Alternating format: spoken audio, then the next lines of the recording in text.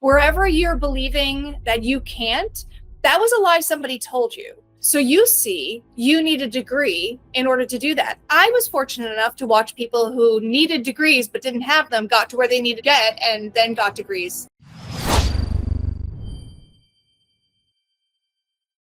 Welcome back to the Degree Free Podcast. I am honored and a little bit starstruck to have on Jenn Hoskins. She's the mother of 9 children, some of them degree free. And Jenn herself is degree free and has been working as a sales engineer for years now. But that's not her only career that has been degree free. So I'm very excited to have her on, share her own story, and then how she's equipped her children to take different degree free paths, even than the one that she has taken, and how she found the right fit for them and helped to equip them and support them along the way. Jenn, so happy to have you on the podcast. Thank you so much for having me. It's a pleasure. I love talking about this. I love talking about the path that has brought me to where I am in my career and even the future steps of where I can go. Anything I can do to help people understand that there's a world beyond just having a degree. I want to take you all the way back to the beginning of your journey, and that would be when you graduated high school. So can you tell us how you started down your track? Because you didn't start in tech. So where did you start after you graduated high school? I'm actually going to take you a step back. I'm very, very fortunate to have a grandfather who worked his way up to the top of large corporation. He did not get his degree until he was almost 30. So he basically was degree free for a long time, working his way through, how do I get there? How do I do this? And then got a degree. At that point, we're talking 70 years ago, that was really still critically important, but it wasn't his sole priority. He did military, then he did work, and he just kind of worked his way up. And then my dad didn't get his degree until I was in high school, and he only got it because he wanted to keep the job he had. And he thought, if any other candidates come up for this role, I don't have a degree, they do. And ultimately, it was the company paid for it because he worked for the phone company. So the phone company paid for his degree. So it really wasn't even an investment on his part. So he was like, well, I might as well. It's paid for. So that's the culture I was raised in. Then I had an uncle who was highly degreed. He went to Tufts. He was a physicist. He had an MBA, and he decided he hated the scientific community. And I say that loving the science community, but he just saw a lot of the things that we're kind of seeing now, with understanding that the funding is not always right, and the lobbyists sometimes have more influence on science. And there's just some things that you can see Huberman and other people are trying to undo within the scientific community because the science is so needed. But he was just bitter. He was like, I hate it. He left the scientific community completely. He called his MBA his mostly bought authority. And he started a whole other company doing graphics. Before we had Cricut, he made the graphics, like the signs for different airport terminals and that kind of stuff. And that was what he did for the rest of his life.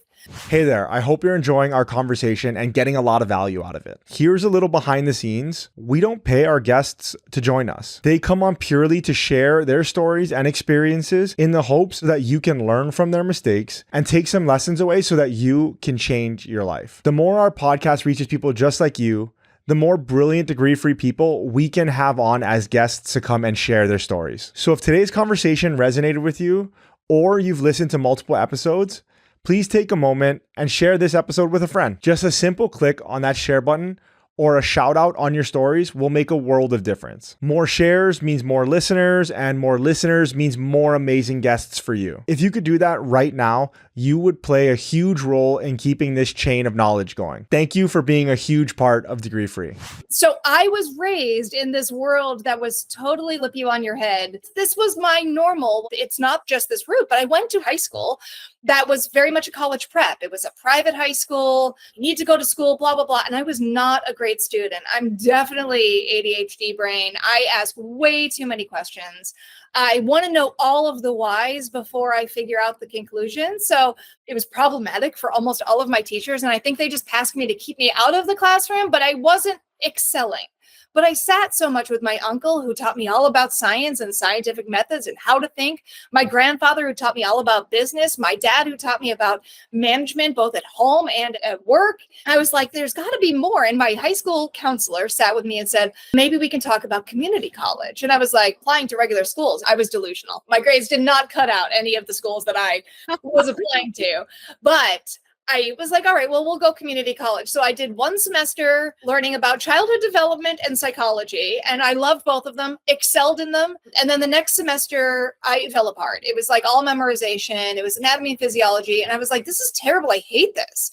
And my grandfather said, do you need a certification or an education? Because an education is free based on your library card and your willingness to read books. But if you want to be certified in an education, then continue to pursue your degree. And I was like, I just want to know things. I don't actually need to be certified because I don't want to work in these fields. He's like, well, then continue your education outside of a school, which is so not what you hear in the populace. It's this idea that education only happens in a classroom. And this was 30 years ago. You didn't have the resources that you have now with edX, even LinkedIn Learning. You didn't have all these resources. And so I just kept reading books, getting information. And so I wanted to start an interior design company. And to do interior design at that time in Florida, you had to have a degree. And my grandfather was like, well, what if you opened up the company and then just hired the people with degrees? You only need it for certain things. So if you can hire a contractor to do it, or you can hire a designer to do that one thing, or you can hire an architect. Engineer. Engineers. If you just hire those people, then you own the company. Oh, he's like, well, then you just need to know the business principles. So technically you just need to learn business. And at that point, the For Dummies books were very popular. So I read Business for Dummies, opened up an LLC, and just started. How old were you when you did that? 23. I just had my sixth son, just bought a house. I had a spare bedroom. I was like, well, I can run it out of my bedroom, looked up the laws and what I could do. And I was big on, I'm not going to get a loan. I'm not going to finance anything.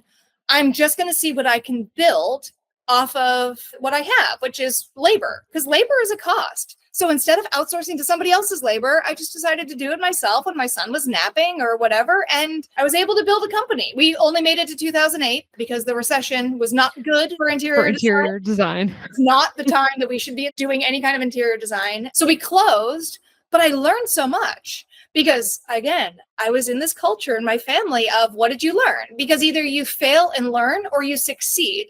Both are positives. We're not risk adverse. We're not failure adverse. That you either risk, you fail and learn, or you succeed. Both are beneficial. And I learned so much. I learned where I didn't pivot, what I didn't look at in the market. I looked where I was overinvested because at that point it was telephone ads in the phone book. That's where I overinvested. I didn't have the income and I wasn't able to pay and we had to downsize and we ended up closing. And I learned so much. I learned how to run a company, what management was, and then I started to venture into other things. I never worried that I wasn't qualified to be there because if I'm starting it, I'm qualified. One, yes to all of that. I want to go back because there are going to be so many questions. So when you first started, how did you make your first dollar? And then after you did that, how did you hire?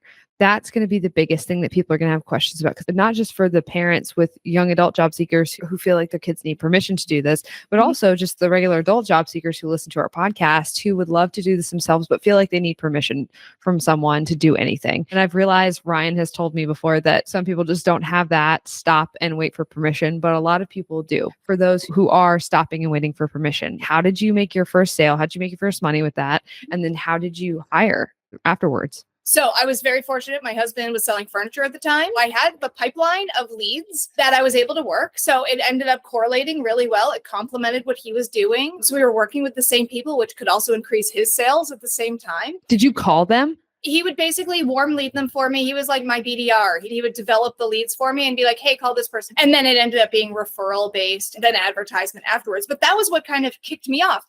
And the point was, I looked around and said, I'd like to do this. So I'm a big believer in providence, that things are going to line up. They're going to pop up. How do you get through them? And it's just a matter of knocking. What do I need to do in order to get through this door? Okay, I can do those things before I can outsource into using a sewing house or anything like that. I know about import, export enough that I can import fabrics. And then I have warm leads coming in. If I was putting together a business plan, because I knew enough about a business plan, because I read Business for Dummies, I knew enough about a business plan that I was like, this seems to have the right micros to be able to develop this. It's going to be hard, but I think we can at least try. Again, the only risk that you have in trying something is not succeeding, but you still learned all the lessons. And that's just basically what I did. I was like, well, this looks like it can work. If a person out there is going, how do I take these skills that I have, which whether it's sales or I'm great talking to people or I'm terrible talking to people, but I'm good technically, or whatever it is, look at those skills and then just look around your life. There's a book by Ken Coleman called The Proximity Principle, which is all about the network around you, and the network that you build is where your opportunities are. And usually it's not the person you know, but the next person out from them. And that's such a key principle because there's someone within your network that can help you get to wherever that is. And then you can benefit them because they're looking to have a problem solved too. That is the key that we can do as people, because we all have different gifts and skill sets. And we need all those gifts and skill sets. So often the skills that we don't realize are skills are taken for granted by us because it's easy. That's easy for everybody to do. It's easy for me to get on a phone and ask somebody a bunch of different discovery questions about their technology, but that's not easy for everybody. It's easy for me, which led me to my career in tech sales. I know how to be able to navigate that, but somebody else doesn't. And I need an engineer because I don't know how to speak into all the technical aspects. And so I'm able to run the sales side. He's able to run the engineering side because we both have skill sets that needed each other. My weaknesses were only leaving room for my engineer's strengths, and my engineer's strengths were only leaving room for my weaknesses. We complement each other. There's such this focus on you need to make your weaknesses strengths.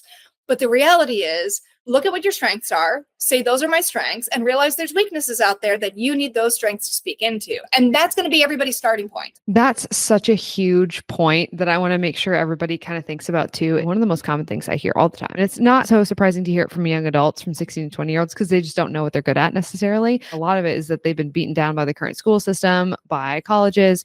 And so they just go, I don't have any skills. And I hear that from people who are in real estate, who are selling $200,000 a year. And I'm like, what do you mean you don't have any skills? Do you know how many people can't sell anything, can't do what you're doing? Do you know how many people have issues doing the type of coordination and scheduling that you do? So many people. I do. It's just one of those things where people, I think, really need to think about that hard. That is such a key point that you just said. I want to make sure people hear it. The things that are skills to you are probably things that you don't even realize are skills because they come easily to you. And you don't have to have a lot. You really only need to have one skill.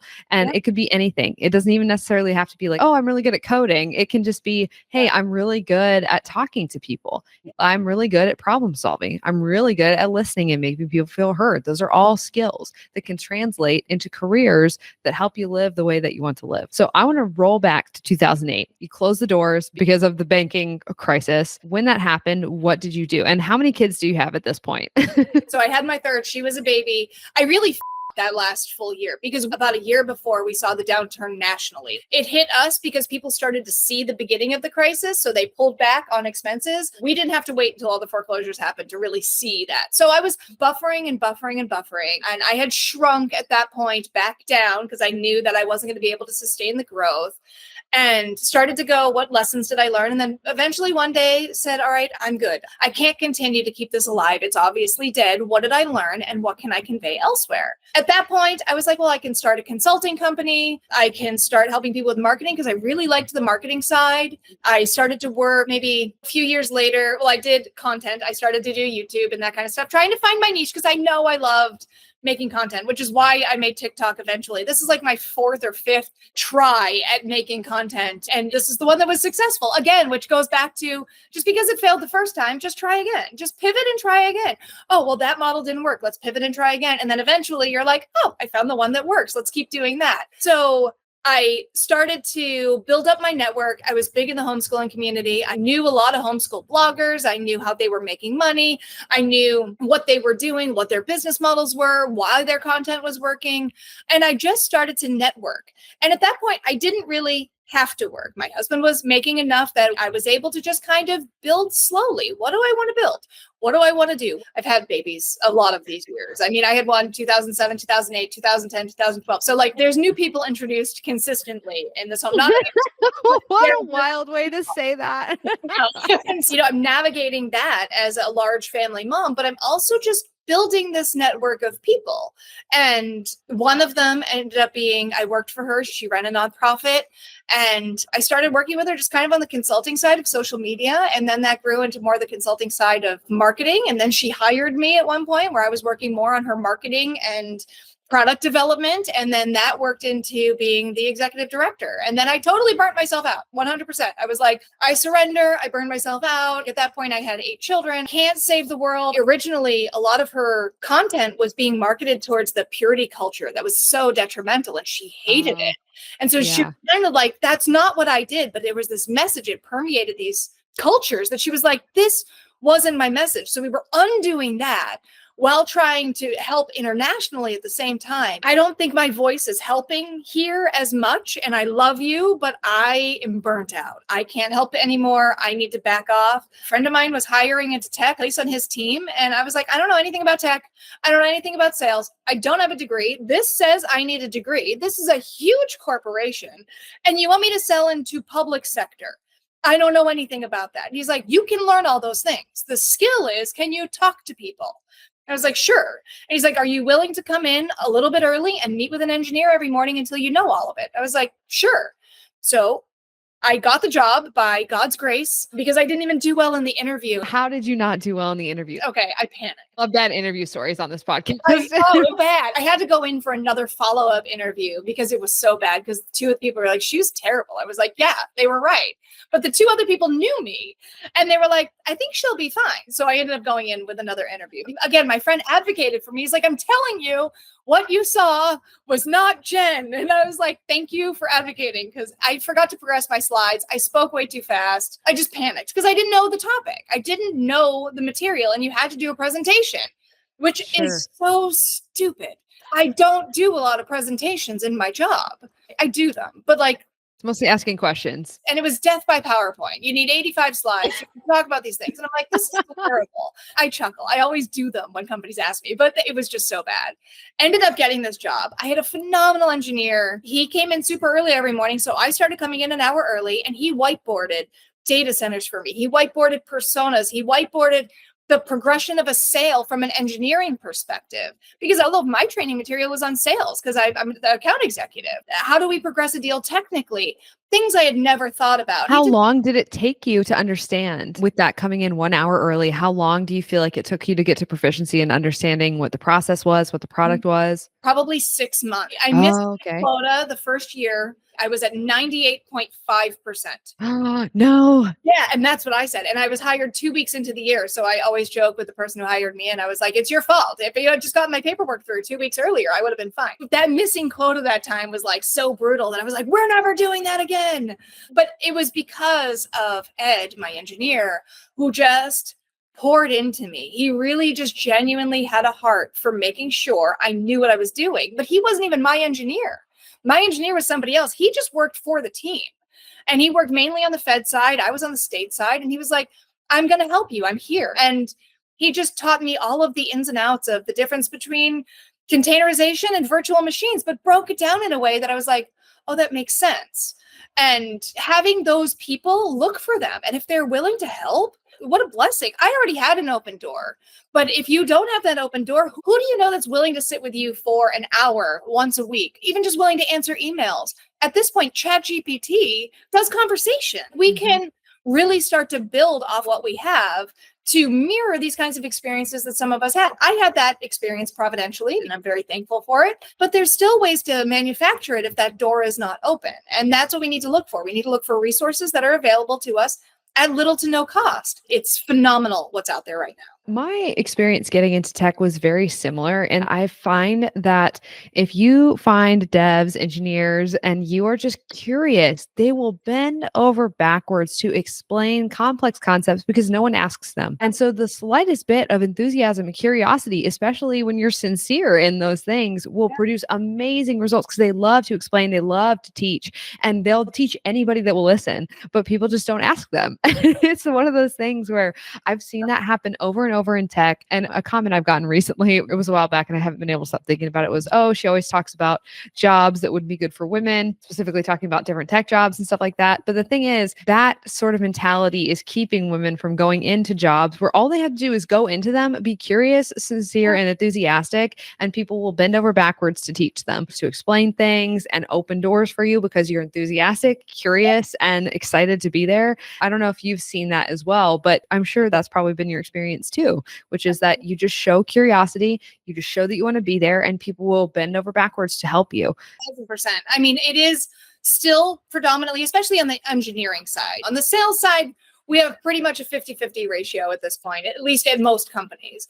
On the engineering side, it's still very male dominant. And it means one of two things. One, women are trying to get into these roles because either it doesn't work for their natural curiosity, which is totally fine, or they're intimidated. And if you're intimidated, I got to tell you, I work with these guys and we sit around and they teach me so much and they don't care. They are willing to teach you any of these things. And I'm so thankful for that. And I wish that there was just kind of that stigma. Now, you're always going to find the tech bros. They're always out there, but you're going to find a lot of the tech chicks too. They're out there too. One of the worst tech corporate bullies I had was a woman, which is staggering.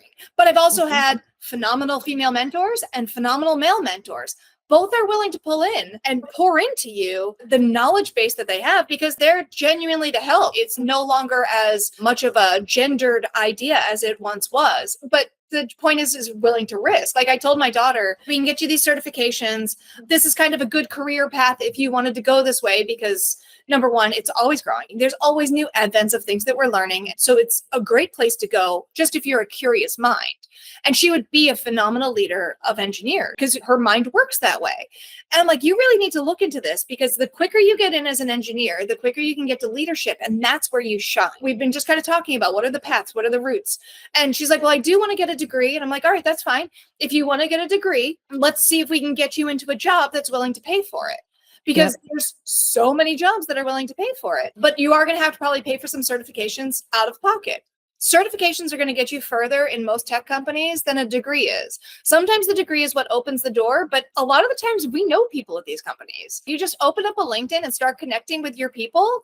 It will almost feed you all the connections to all the places that will help build your profile. It's very intuitive that way. So don't be intimidated to open up a LinkedIn and be like, oh, well, I've only been a stay-at-home mom for so many years. Open it up. You've run a home. You've been the CFO, the CIO, the CEO, and you've managed a team of tiny humans. You're in corporate. You're stewarding your own humans. It's the same concepts overlay. You just start reading John Maxwell's books, you're like, oh, these leadership principles work both at home and in corporate.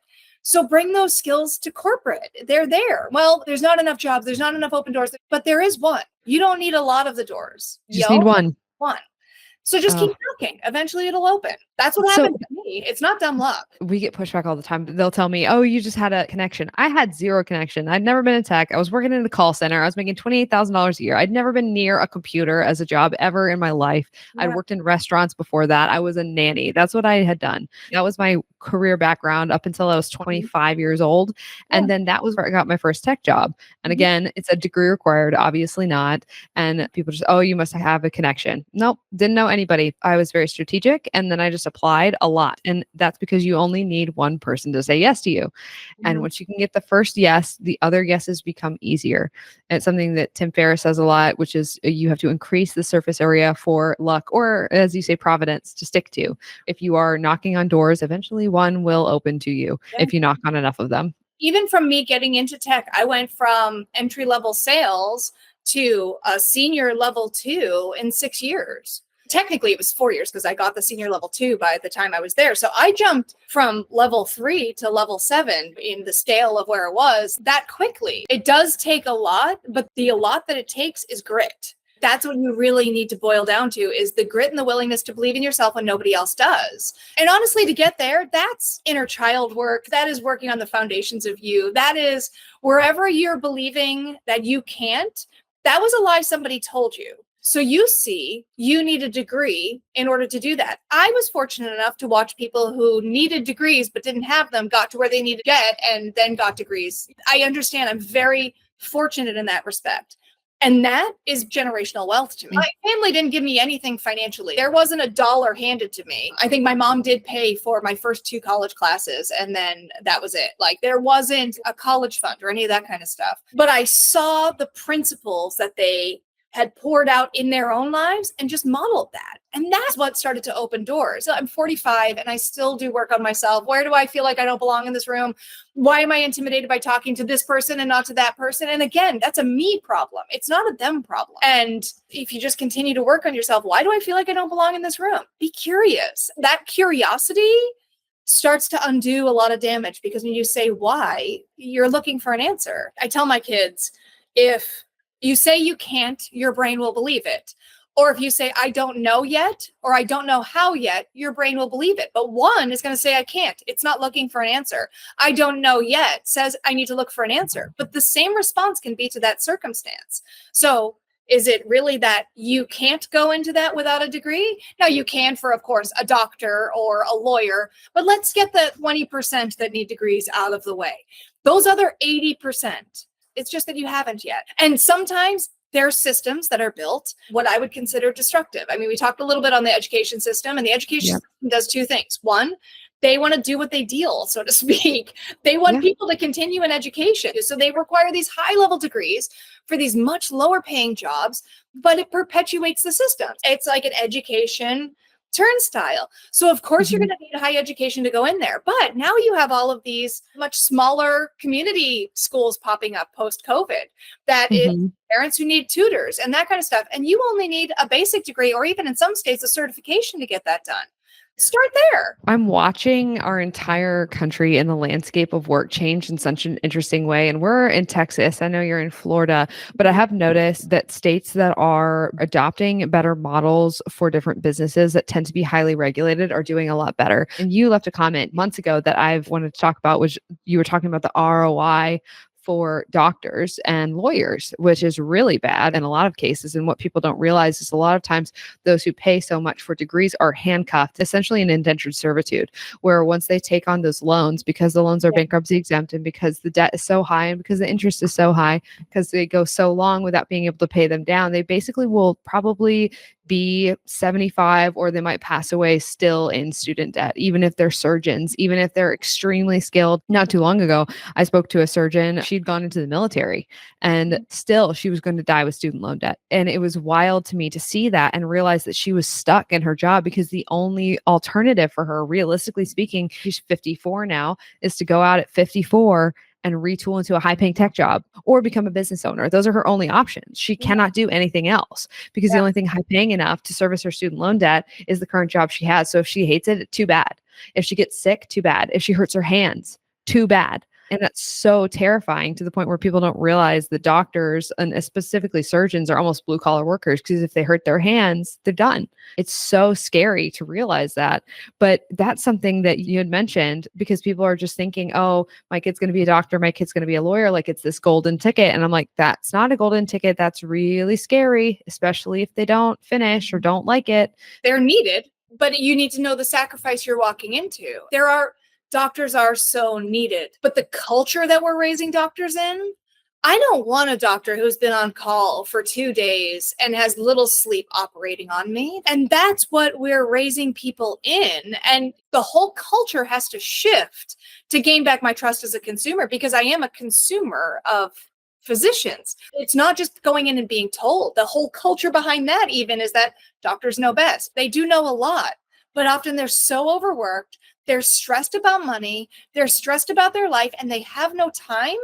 This isn't beneficial for them. They're not able to practice what they preach, and then it drains them for what? How do we fix it? Well, the first thing we need to do is go back to the foundation of how we're training them. And you can look at other countries. Other countries are doing this well. Like I just read The Forest Fix. It was all about the Japanese understanding of how the forest is actually really healing. Some of the research that's been coming out of there. Phenomenal book. But my biggest takeaway was, how are they raising up doctors in a different way than we are? Because they're getting such better outcomes. And that really is where you have to step back and go, this isn't a base level issue. We can keep poking at symptoms all day long, but the loan debt is a symptom of a foundational issue. Yes. So when we say all of these things need degrees, there's a foundational issue. It doesn't actually need a degree. It perpetuates a system.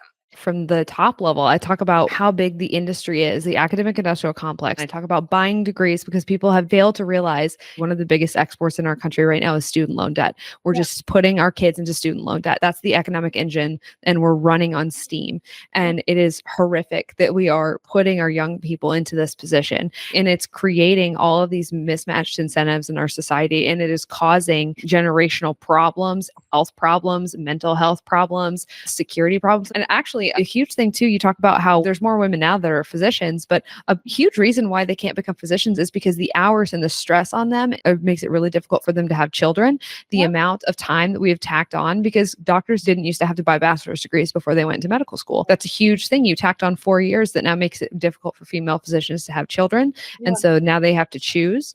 And then also we're saying the only way that they can work somewhere where they make enough to pay off their student loan debt is going into a hospital, instead of, like, I know Texas and Florida are kind of pioneering this, but basically going back to the future, which is they're going back to the village doctor model where you pay a monthly amount in cash to a doctor, and that makes these doctors earn much higher. And now they can pay off their student loan debt, and they're business owners. That's the other thing where people are just not realizing that the step to break out of this rat race is actually business ownership and entrepreneurship. But we've made it so that we've put these debt burdens on people so they can't risk entrepreneurship because they have to pay their student loan debt. We have wiped out, I think, several generations of entrepreneurs because we've done that. It goes back to that. You can't. And you can't lie to people for so long.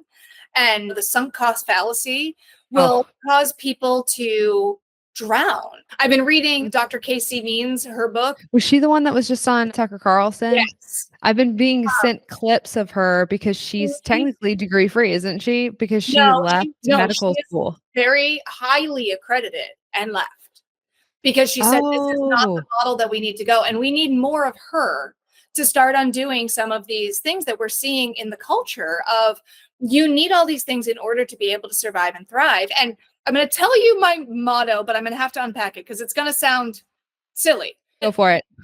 All of this is fake. This is all built by people at some point in time. And I mean that across the board. I don't mean it doesn't matter, but what I mean is the systems and the processes that have been built up over time to create our infrastructure was built 50 years ago to thrive, 100 years ago to thrive. But all of these things have been built, it becomes a house of cards. And we need to shred some things down to rebuild. But we need to realize what we're looking at that's giant was built by someone. And if someone could do it, why not you? And I think that if we start to get that perspective of this is all fake, and why not you? And I know there's so many people who listen who have grown up like a mom who told them they couldn't do anything, or a dad that told them they couldn't do anything or left them. But I'm going to say it for you when they should have. Why not you? You are qualified for something. You are qualified to do those things. And if you desperately need to have a degree for the thing you want, there's models now that make the investment low enough that it's worth it. Western Governors University is phenomenal in the way that they model it out. It's one test for the most part for all of their courses.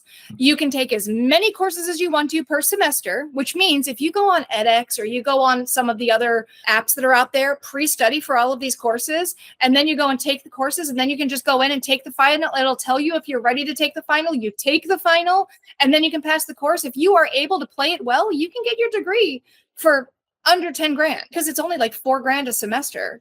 Books are mainly online. Everything's online. They even have a nursing program. So there's ways that you can do this if it's truly needed. Necessary. Or yep. If for your ego, you just want it. Or you want it. Yeah. But as long as you understand what the investment is, you just don't need a $100,000 degree because once you have the paper, the door's open. If the only thing that a higher degree is going to get you is more open doors because of the network of the people that you went to school with. And understanding that, undoing these ideas, that's where I think we're going to finally start to see people who are like, you know what, let's tear down what somebody else created and create something better. And I think that when we start to see people like Western Governors or other universities start to follow these patterns of what's actually going to benefit the people, Because 80% of the degrees on there aren't needed. We did the count. We counted. So I counted through the BLS. There's 867 jobs in there, and only 7.7% of them actually legally require a college degree to do. Pareto's estimate was very close to correct, which is less than 20%. It's very few jobs actually require them. And what's interesting too is that if you peep through to the way that hiring actually is, because the way people say they hire and the way they actually hire are very, very different. People don't realize this, but a lot of job boards have obscured away the way that they hire because companies don't hire people that look like their job descriptions. That's why we always say apply anyway, apply fearlessly. Well, they say that they list the job, and I said, yeah, and if you don't apply, you're perpetuating the problem. Just apply anyway. You don't know who they're going to hire. You have no clue.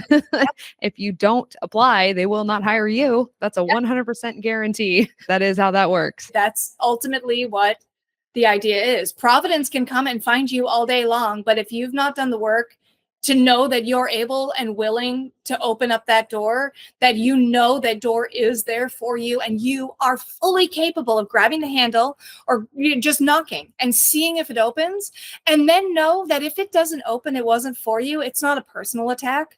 It's just somebody else was better. I've been in the interviewing role. I remember it was between two candidates who were so qualified. I never looked at their resume on who had a degree. I ended up having to boil it down to like one or two questions that was one answered a little bit better. The degree did not matter. I still can't even tell you. I worked with one of them. I can't tell you if he has a degree. I have no clue. It was more about what have you done since you've been there? And I think the statistic is 3 years of experience in an industry equals the degree in that industry. And I think that was Mike Rowe. Depending on what startup you worked at, it could be 6 months.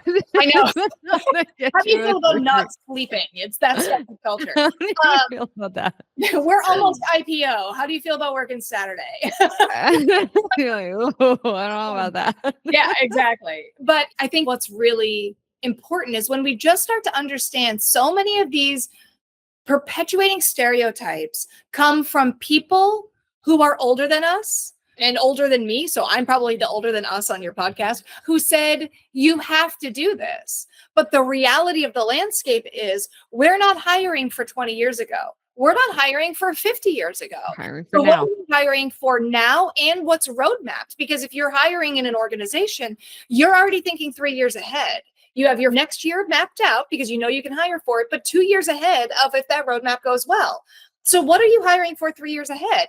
That might be degree free. How do you get to that point? So we need to mute some of the bad advice that either comes from the system itself that benefits off of us purchasing degrees. They're earned in the idea of you are going and certifying your education. You're paying for the certification.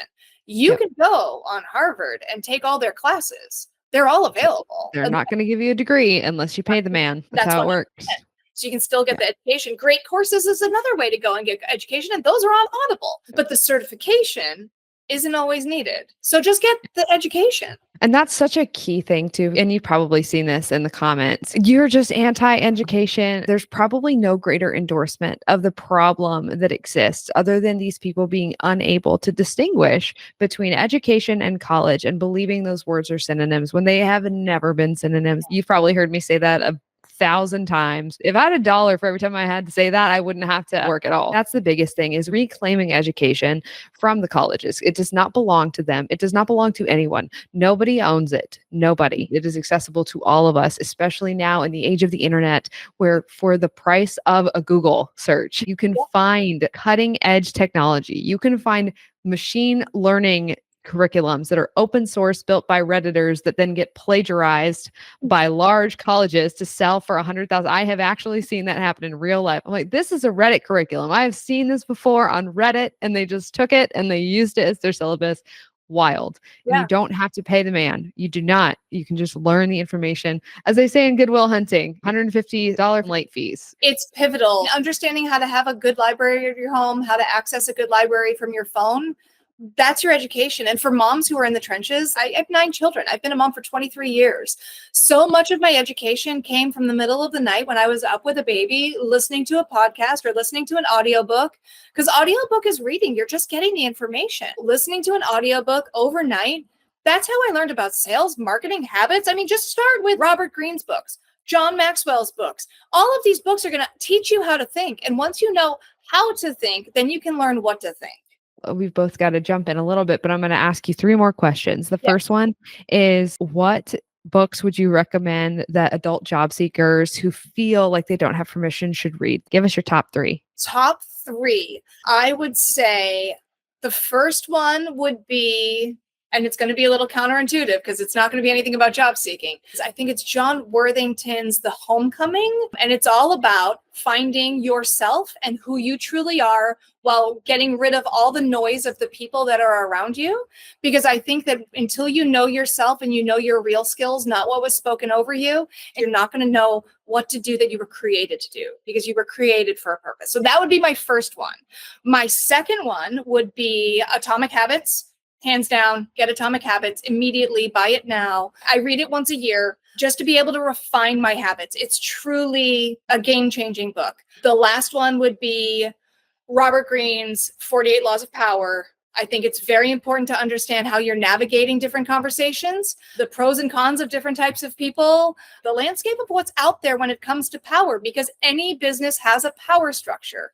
And I'll give you a bonus, would be Principles by Ray Dalio, because I think that gives you a behind the scenes on how to build a business, what a business looks like when it's functioning well, what a business looks like when it's not functioning well, and how to work with other people. So those are my 4. Okay, well, I'm going to be reading those just for my own edification. But then my next question is, what books would you say that 18 to 20-year-olds who are about to go out into the job market being degree-free should read?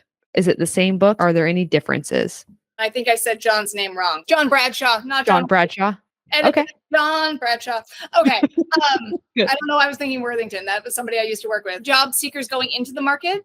So 18 to 20-year-old degree-free job seekers. 18 to 23 degree-free. 4 Dummies books. 4 Dummies books are still marketable. Still? They really are. Okay. They're so good at narrowing down niche ideas, and they're pumped out rather quickly. And since the library is a resource of older ones, you can see what has grown in the landscape. If you read one from like 5 years ago and then read an updated version for now, say you read like, why was Windows 95 around for so long?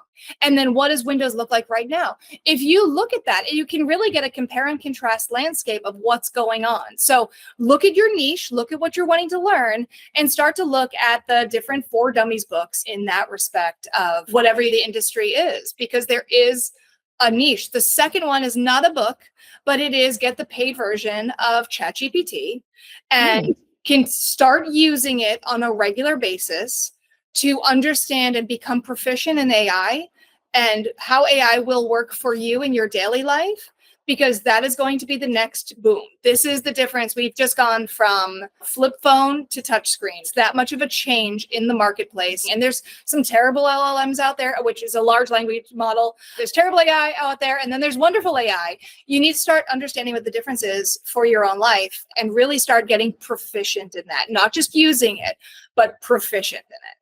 That's pretty good. I like that a lot, actually. The 4 Dummies book surprises me. I've never heard that, but I think that people are going to love that. And they're so accessible. They're everywhere. Yeah. You go on to different technologies.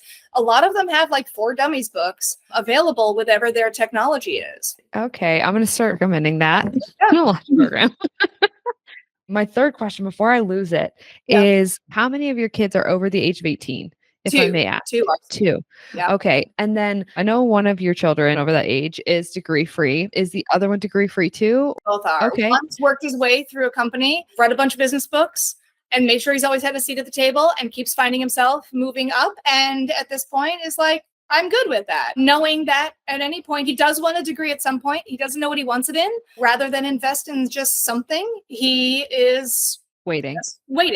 And that's fine. There's no rush. There's no final stamp on when you need a degree. The other one was sponsored through his degree. He went military and then achieved all the certifications he needs to have a professional career. And he has had to pay none of it out of pocket. So he walks around with a lot of pieces of paper that people sponsored for him, because that is still very much how it works. That's the way we do it. It's so funny because we just had a young man on our podcast about a month ago. His name was Quinn McLaren, and Quinn is a 22-year-old financial analyst at a Fortune 100 company. And he is going to have his CPA sponsored in the same way because he's done a good job. And they said, all right, we'll buy your degree and then we'll give you a raise and then we'll employ you as a CPA. That is how to de-risk the entire situation. And that's still degree free because you are working your way up to the point where someone else is going to buy it for you and you do the work, and then someone else will front you the money for it if it is necessary for you to have it to get past that actual wall. When you run into a legal wall. The way that my dad, the first place that his degree benefited him was when he ran for state rep in Massachusetts. It was the first time they ever threw in his line of, I don't even remember what college he graduated from, but it was like in there. And I was like, that's the first time I ever brought it up. He's like, I think that was the first time it was ever brought up. And it was just because it was in politics, that is something that's looked for. So, but he never paid for it. It was 1,000 years ago and it was in business and it was 1,000 years ago. and, I know. And so it was just kind of funny that I was like, the first time it comes up is when you're running for what is pretty much a low paid volunteer position. Like, that's so funny. It doesn't speak to our current state of politics. I don't know what does, but that is perfect. So my question was, what advice do you have for parents whose kids are deciding that they're going to be degree free, that they're going to choose different things? How can parents best support and equip them going out as they try things, as they fail, as they try to figure out where their place in the world, even though it's traditionally, most people have never bought college degrees in the US. Most of the employed US workforce is degree free. So it's actually not traditional education. It's actually college itself is an alternative. So for people whose kids are following the historical route for career and education, what advice do you have for parents who are kind of nervous about that, and how can they help their kids? One of the greatest advice I ever got was, she was actually about the Bible. We were studying the Bible. And so don't think of the reference, but think of a principle. She gave me 6 different verses on something she was challenging me on theologically and said, here, go study this again. You're either going to be better studied or you're going to be corrected, and you have nothing to lose either way. And I think that we can take that principle to what we're believing about our children and what they're doing, if they're doing the right thing, and realize we might just need to relearn what we already think is true and go, maybe it's actually not true because we were fed, you need a degree. But does the market actually dictate that? I have a friend who's dealing with this right now. Her son is a mechanic through and through. He can rebuild anything. This kid is 15 and I would trust him with my Suburban. You can rebuild my engine. And she's like, well, I don't know what to do. He doesn't want to do his math. He doesn't want to do this because he's homeschooled.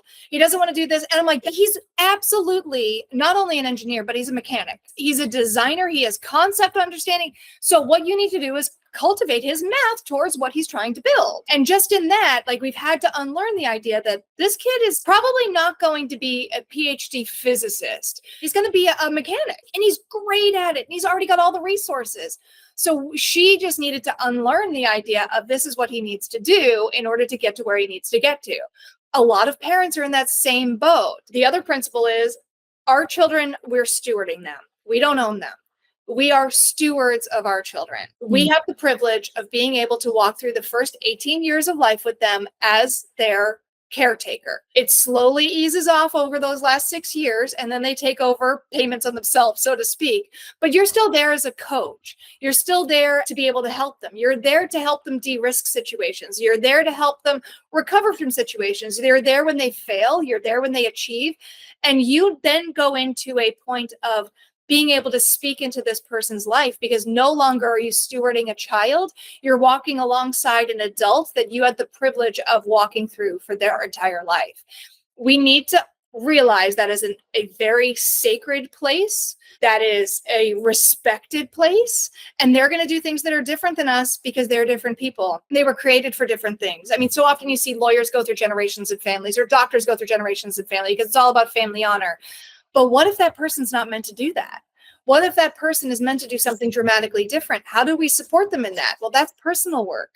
And that's work we need to do in ourselves to unlearn some of the things and go, all right, well, now I need to see that I'm stewarding you to your adulthood, and I'm not stewarding you to fit into our family or fit into this culture or fit into this mold.